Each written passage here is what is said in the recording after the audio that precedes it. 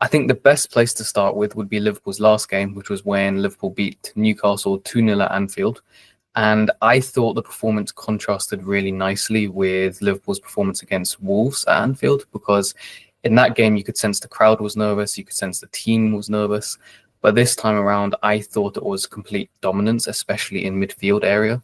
And I'm quite optimistic now that, unlike last season, the midfield might be able to power us to the Premier League title. And I just wanted to get your thoughts about the win and whether you think the midfield could be key for the rest of the season.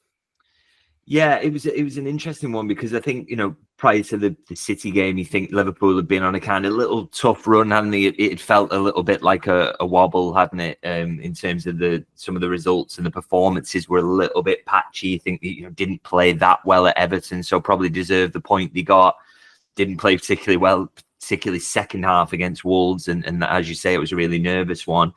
And then there was the Villa game as well, where obviously that could have maybe lost it at the end, gave up a couple of goals as well. So, you came out of that run with a few question marks. And then, what came after that was the Manchester City performance, which was extremely dominant in terms of, the way that they defended when they went 2-0 up, completely controlled. They didn't look really under threat at all. The big question then was, like, can they put it all together and put on a performance that is as good, on one side of the ball as it is the other, and one that we hadn't maybe seen from them for a while, which is kind of a really complete performance. And I think that's what we saw against Newcastle.